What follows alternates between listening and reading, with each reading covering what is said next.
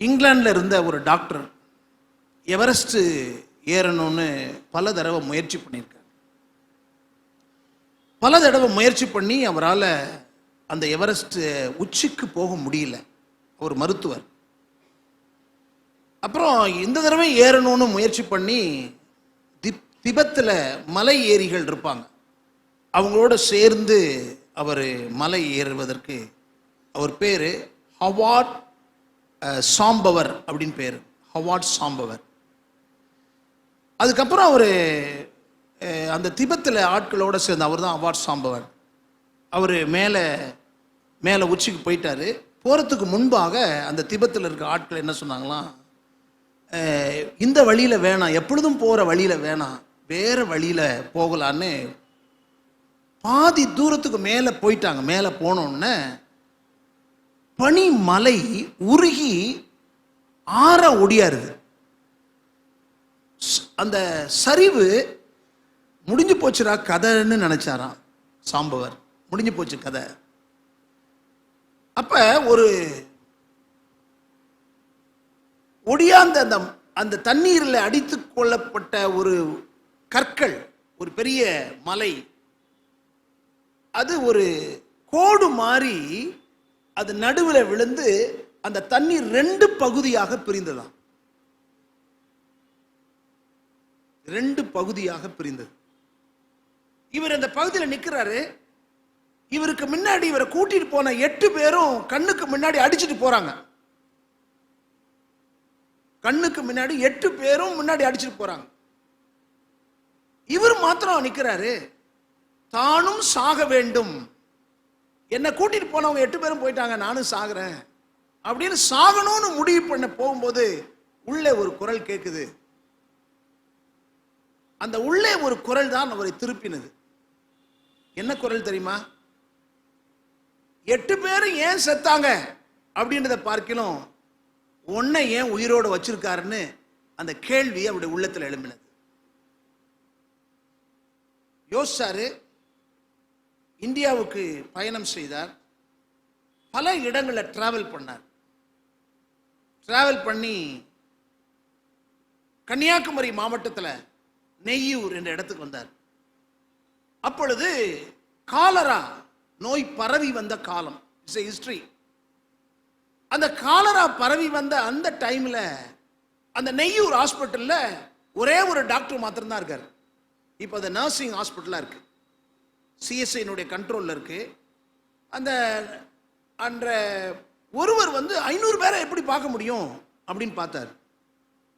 உடனே இவர் மருத்துவராக இருந்ததுனால, என்னை எதற்காக கடவுள் என்னை உயிரோட வச்சிருக்காரு? 8 பேர் செத்து போயிட்டாங்க எனக்கு முன்னாடி, எவரெஸ்ட் அடைஞ்சிட்டாரு பார்த்தாச்சு, ஆனா 8 பேர் செத்து போயிட்டாங்க, நான் ஏன் சாகல?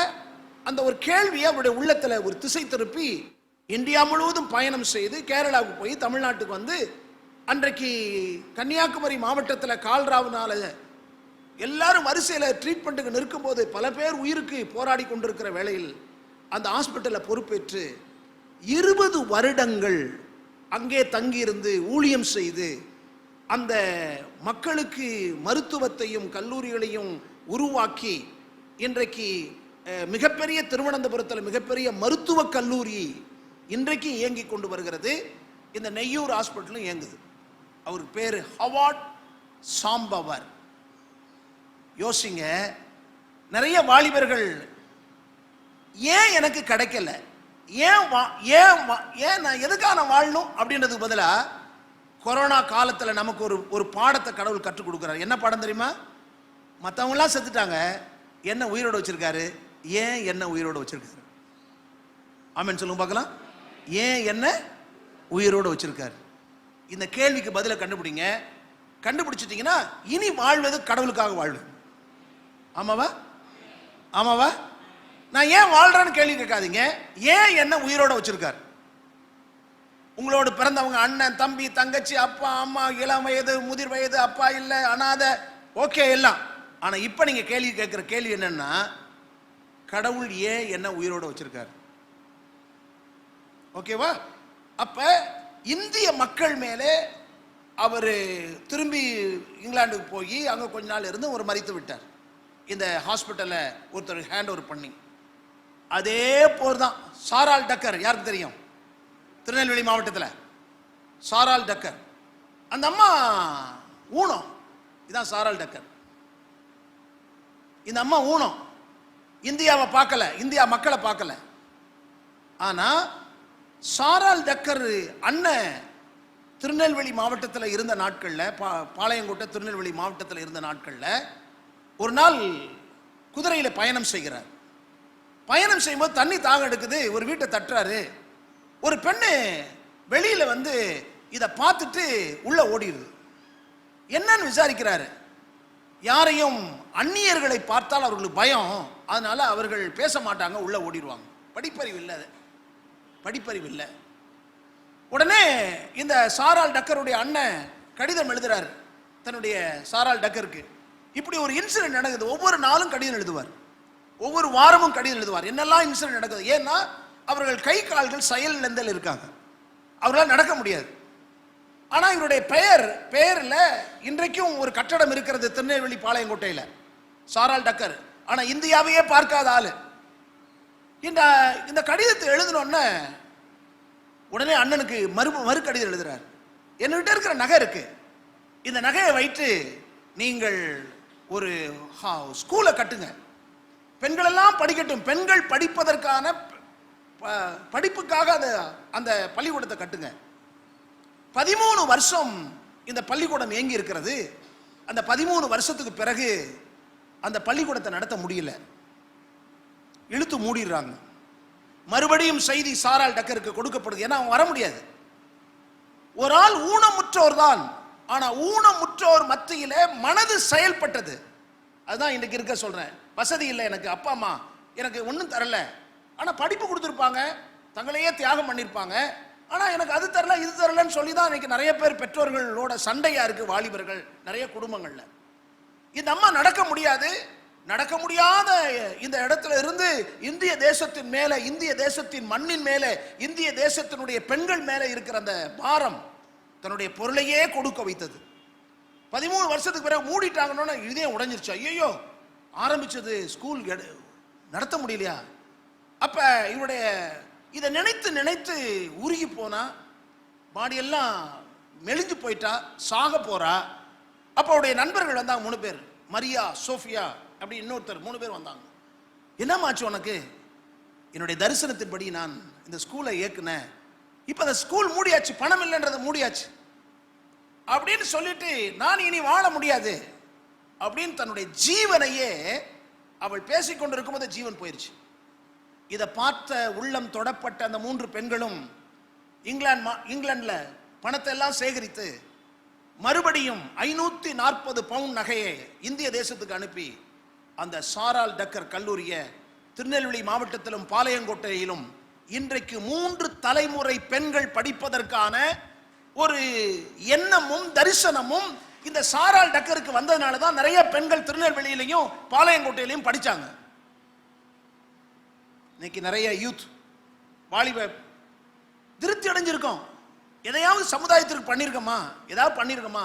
வேணா நீங்க வொர்ஷிப் நடத்தியிருக்கலாம், வெளியில போயிட்டாங்க எல்லாரும், மறுபடியும் கேளுங்க. பாடல் பாடி இருக்கலாம், வசனம் வாசி இருக்கலாம், பெற்றோர்கள் கூட சந்தோஷமா இருந்திருப்பாங்க. இதெல்லாம் மனித புகழுக்காக. ஆனால் சமுதாய முன்னேற்றத்திற்கு திருச்சபை எடுக்கிற பிரயாசம் என்ன?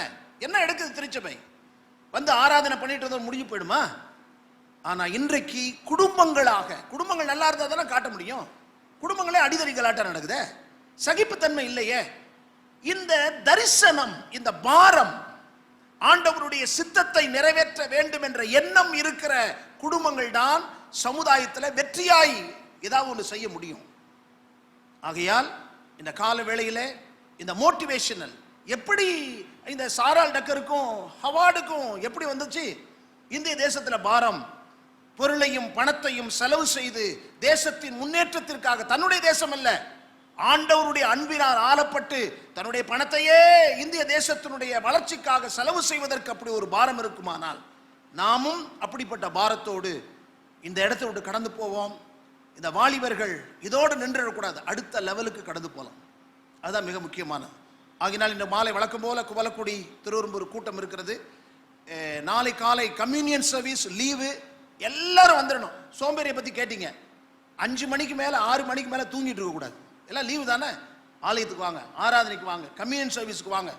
அப்பதான் உங்களுடைய சுறுசுறுப்பையும் சோம்பேறியும் நாளைக்கு பார்க்கலாம். சரிதானா? எல்லாரும் தூங்கிட்டு இருப்போம். என்னங்க தூக்கம் வருதுன்னு, பிள்ளைகளை தூங்க விடாதீங்க. காலையில படிக்க வைங்க, ஏதாவது புஸ்தகம் ஸ்பிரிச்சுவல் புக்கு படிக்க வைங்க. சில நேரத்தில் ஹிந்தி படிக்கணும், பிரெஞ்சு படிக்கணும், ஜெர்மன் படிக்கணும், ஜப்பான் படிக்கணும், கம்ப்யூட்டர் படிக்கணும், வேற ஏதாவது இருக்க படிக்கிறது, நீச்சல் படிக்கணும், ஆர்கன் படிக்கணும். இது யார் அஜெண்டா போடுறாங்க தெரியுங்களா? அப்பா அம்மா தான் பிள்ளைக்கு அஜெண்டா போடுறாங்க. பிள்ளைக்கு அஜெண்டா அதுல தான் மென்டல் ஆயிடுது பிள்ளை. ஏன் அப்படின்னா, ஏன்னா தேவையில்லாத நீ படிக்கலன்னா அவன் நம்மளை தூசிப்பான்பா, மற்றவன் தூசிப்பான்றதுக்காக இவனை படிக்க வைக்கிறாங்க. மற்றவங்களுக்காக அல்ல, நமக்குன்னு என்ன கொடுத்துருக்காரோ அந்த அந்த பாதையில நீங்கள் நானும் ஓடணும். ஆமென் சொல்லுங்க பார்க்கலாம், சத்தமா சொல்லுங்க பார்க்கலாம். அதனால உங்களுடைய பாரத்தை பிள்ளைகள் மேல திணிக்காம, பிள்ளைகளுக்கு என்ன இருக்கு அதை மாத்திரம் செய்யுங்க. மற்றவங்க மதிக்கணும், மற்றவங்க பாராட்டணும், அப்படிலாம் இல்லைன்னா மற்றவங்களாம் மதிக்க மாட்டாங்கப்பா. மற்றவங்க மதிக்கலாம் இல்ல, இயேசு மதிப்பாரா? இயேசு என்னை பத்தி என்ன சிந்திப்பார்? அதை மாத்திரம் தான் நினைங்க, அதை மாத்திரம் சொல்லி கொடுங்க.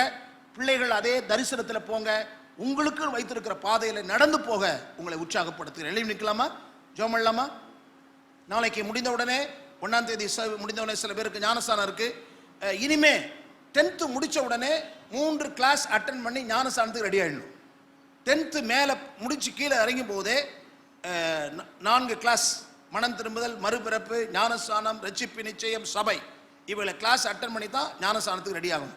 அதனால் நீங்க வரும் நாட்களில் அதை ஃபாலோ பண்ணும்படி உங்கள் அன்போடு கூட வேண்டிக் கொள்கிறேன். தடுமாற்றம் இல்லாத நிலையிலே வாழ்வதற்கு, இங்கே தான் அந்த காதல் பிரச்சனை, அங்கே பிரச்சனை, இந்த பிரச்சனை எல்லாம் போகாம கர்த்தர் வைத்திருக்கிற பாதையில நடந்து போக முடியும். நல்ல உறவுகளை மெயின்டைன் பண்ணுங்க. ஒன்று மாத்திரம், நீங்க எதை விதைக்கிறீங்களோ அதை தான் அறுப்பீங்க. பெற்றோர்களை கனம் பண்ணுங்க. வாலிபர்கள், அவங்கள நேசிங்க, அவங்க என்னன்னு பாருங்க அவங்கள. அப்படி இல்லை, சுயநலமா நீங்க வாழ்கிற மக்களா இருந்தா ஒரு நாள் நீங்க எதை விதைக்கிறீர்களோ அதை திரும்பவும் அறுப்பீர்கள் என்பதை ஞாபகத்தில் வைத்து கடவுளுக்காக வாழ